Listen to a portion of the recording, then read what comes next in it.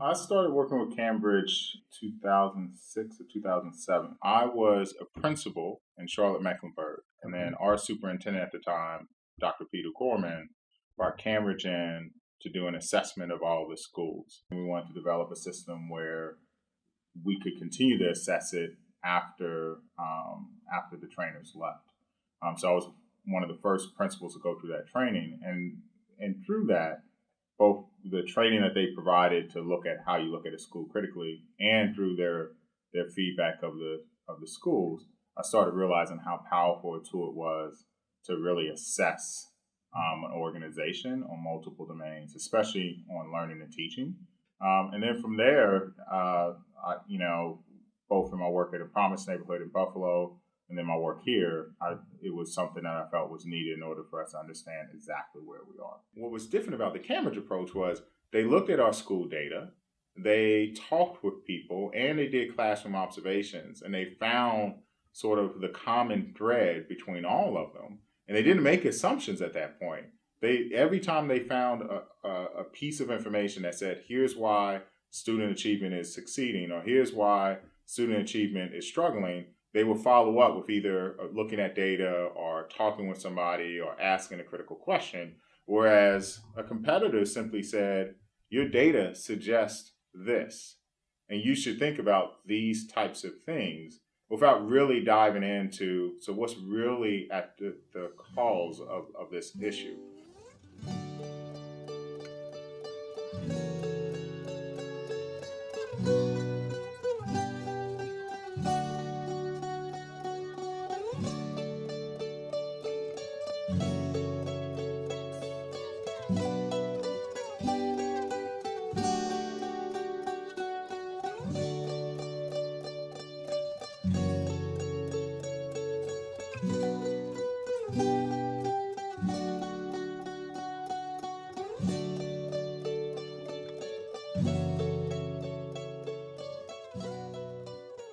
The SQR at first, when it was presented to us, a lot of the teachers, we were like, nervous and, scared about what was, being under a microscope. It's nerve wracking. Then when it all happened, it was so painless, and it felt very supportive.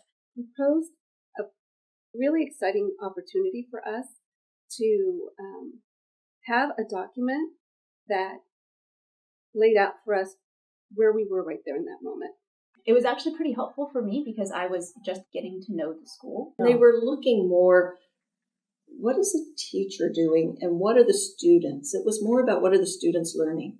There was a big sigh of relief when I communicated to our staff that they weren't looking for specific curriculum or methodology or even pedagogy. What they were looking for was evidence of student learning.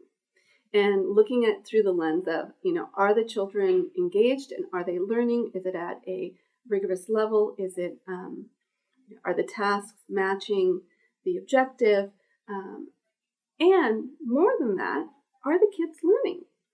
So I think that when that was presented to the staff, they were very, very relaxed. And I think that the snapshot that was taken over the 2 or 3 days was what an average day looks like. The rubric continued to bring us back to the conversation of what's best for kids and how does this impact teaching and learning. They really made every group feel comfortable. And here they were, the strangers in a new land. And they, oh, it's okay. This is what we're going to do. This is what the process looks like. And, just stood beside us instead of in front of us. And that was just really, really powerful. I felt like everyone was able to speak their minds and talk about areas they saw for growth, talk about positive things as well.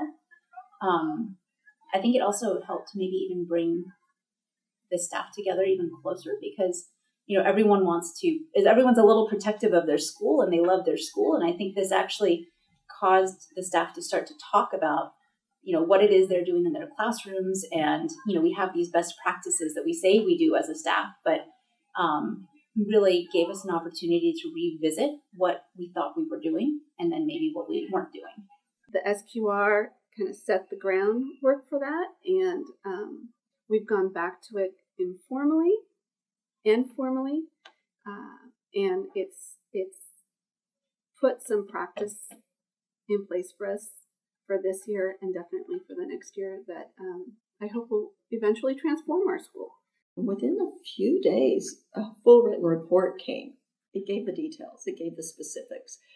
And there was always, here's what's working. Here's what we think are some areas. And it wasn't, you got to do this. This is some areas of maybe weakness that can be Right. some improved upon. Yeah. So that was pretty exciting. Yeah, and I really liked how they really modeled the alignment to, here's the data that supports our feeling for this. It's not just like we thought this, we feel like this was a good idea, but it was like, here's the data, and this is what we think based on the data. And so that was a really good model for us when we knew that we were lacking in that area. So it was great to see. We made an intentional decision to empower every single school community to understand how they could improve their effectiveness. But at the same time, we also wanted to understand what the district could do to better support schools, what systems needed to be in place, what programs did we need to think about. And it was really interesting because what we found through the district quality review is that we really operate as a system of schools and not a school system.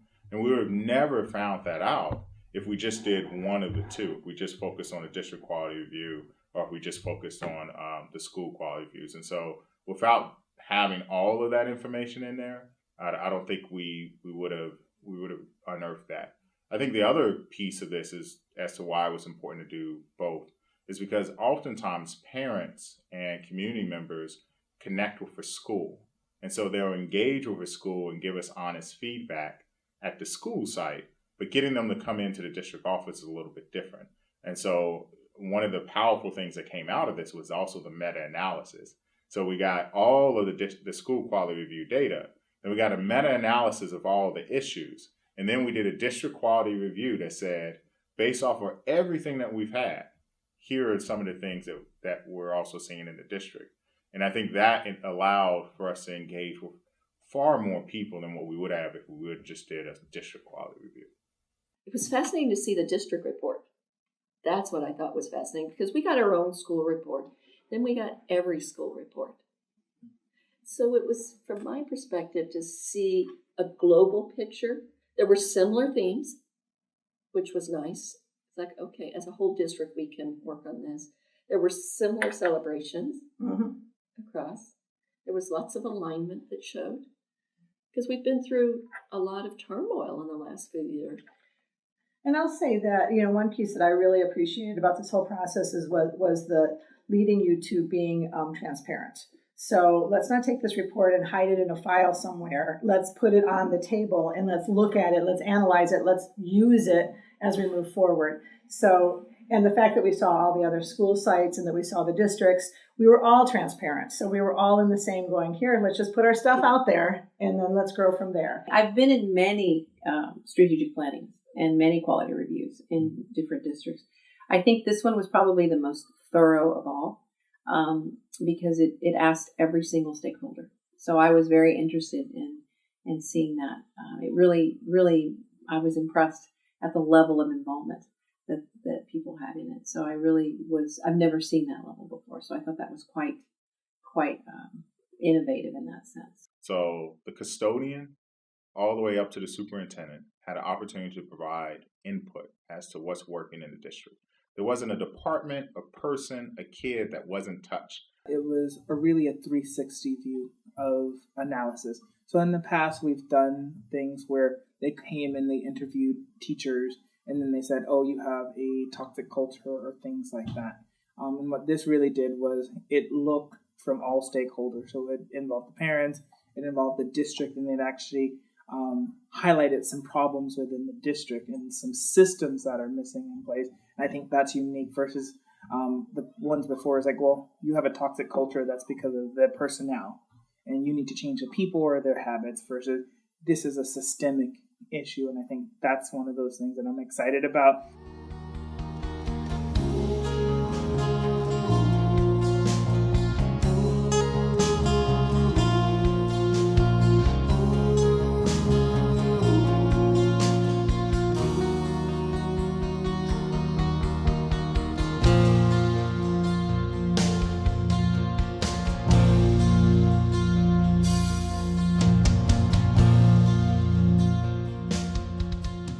we brought Cambridge back to run a planning session afterwards, especially with the school sites, is I think at times you can become overwhelmed with the amount of information that you get, right? Because you see everything that's wrong, and our tendency as leaders is to say, okay, we're going to tackle everything right now. We're going to create a rigorous environment. We're going to connect with parents. We're going to do this. We're going to do that. We're going to do 12 things poorly, but at least we did all 12 things because that's what our community now expects us to fix. And what the session with Cambridge allowed us to do was to say, you're not going to fix everything right now. You need to think about what are the 3 to 4 things that you can do right now, the low-hanging fruit. And think about, from a midterm goal, what are the things that you're going to address down the road? And then what are the things you're going to address in a year from now? And it's okay that these items are going to be over here that you're not going to address right now because you're going to address the root cause. I think the other part of this is it wasn't just leaders that were there. It wasn't just the administrators. It was teachers. It was members from site leadership teams. So it were teams of individuals that sat down, took the results, and developed a plan collaboratively, and then went back to the schools and said, based off of our findings and based off of the work that we did from different viewpoints, here is what we plan on doing next in order to improve our school. It was really eye-opening. It was good to share perspectives, and being in that big room with all of the different schools in the district, it was really interesting to see the perspectives of all the different schools because we're all a little bit different. We all have our own identities, and we all have our own strengths and shortcomings, and having a chance to be really honest and sharing those things was really good. We're going to be given the opportunity to focus and work in a systematic manner towards that common vision. Working together with that team, there's an energy in the room of we will make a difference and we can change and be a great school for all students. And there's that feeling of working on this work and feeling how important it is and really saying that we can make a difference and having that guidance in those that process in place. I think we have a new principal and there's a lot of things that he wants to implement, but knowing how to do it was difficult for him. And so consulting and saying, hey, how have you done this before in the past? And really getting us to channel our energy and really make it focused. That was great. That's another one of those experiences like, oh, this could make a difference for kids if implemented well. One of the really positive experience I had was walking with our facilitators in some of the classes and then stepping out and sharing what we just saw and being very aligned. When the consultants were interviewing the children, asking a child, hey, what are you doing? And they describe what they're doing. And the kids have gotten really good at not just describing the activity, but what the learning is behind it. But then the follow-up question. So is this new for you? And do you feel you're learning something new? And for the kids to say, well, not really. It's kind of easy for me. But, I enjoy doing it anyway. So that just kind of rocked my world when I started hearing kids answer in that way. And so now I use that same kind of questioning strategy when I do my walkthroughs and really straightforward. Hey, what are you doing? Can you describe it? And what are you supposed to be learning? And are you learning?